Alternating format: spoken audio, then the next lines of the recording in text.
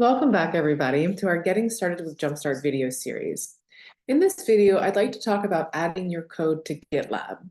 So there are actually two main ways to add code to a Git platform. The first is to use Git, which is a version control system that allows you to use the command line to not only track changes to your code, but also add it to websites such as GitHub or GitLab.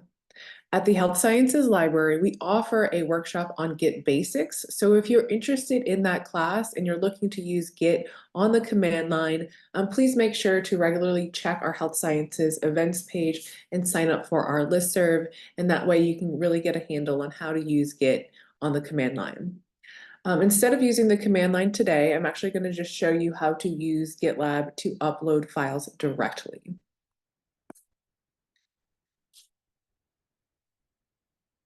So if you remember from our last video, the JumpStart platform has links to GitLab. So for each record, you will see a link on the right-hand side, and that will bring you to a landing page on GitLab. It'll bring you either to the repository page or directly to a particular file. And what we're seeing on the screen right here is some Python code that was submitted for a CTSI project. So this is just kind of one example on how JumpStart links to GitLab. So for today, I want to show you how to use GitLab to upload files. So the first thing that we want to do is navigate to our GitLab instance. So it is the website on the screen right here. And please remember that the VPN is required to not only use JumpStart, but GitLab as well. So I'm just going to pop over to GitLab right now and sign in. I'm going to sign in with my Kerberos ID. And we see once I log in, I have my existing project. So this is my existing repositories that I have. For today, I want to start a new project. So I'm going to click this blue button, hit new project, and I want to create a blank project. And then I want to name it. So for today, I want to add some Python code in a Jupyter notebook that's already been written. So I'm just going to do Python dash data types. So the lesson or the notebook is on Python data types. I'm going to go ahead and set it to internal. And I'm going to initialize the repository with a README file. And I'm going to hit create project. Okay, so this basically gives me a shell of a repository, and then I can upload my files. So I'm on my main branch, and then I have Python data type, so that's the repository that we're in. And then we can use this plus button to add new files. So I'm going to go to upload file, and then I'm just going to drag and drop my Python file into my repository. And then I have a commit message. The default is upload new file. I'm just going to say upload Python notebook.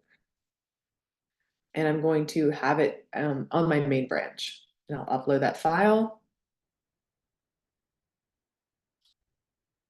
And now we can actually see the notebook in our web interface. So we have some markdown that I added into the notebook.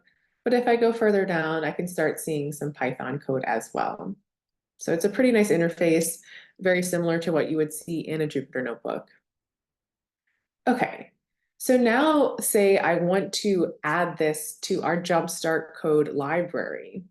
What I would want to do is click this link right here. It says permalink. And basically this is a permanent link to the notebook. And you can see our URL changed a little bit. And I want to use that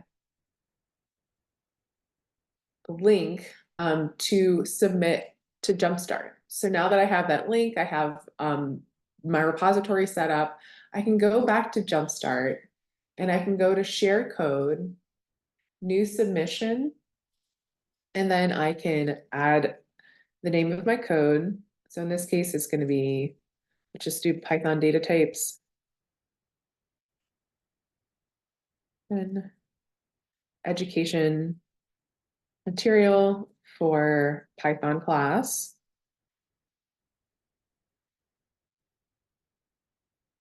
For keywords, I can do something like Python, data types, education. My programming language is going to be Python. I don't have a data source. I'm going to put myself as the author. And part of the team, I'm at the Health Sciences Library. I'll add my email address.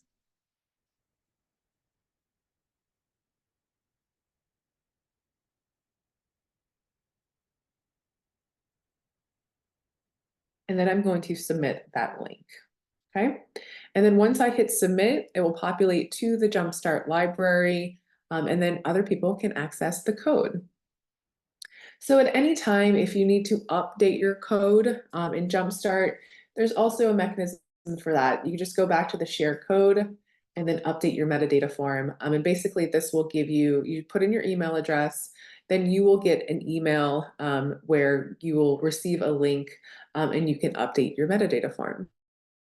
All right, so hopefully that is a helpful demonstration on how to upload your code to GitLab and then submit it to our JumpStart code query library. And hopefully we will see some of your submissions in the future. Thanks.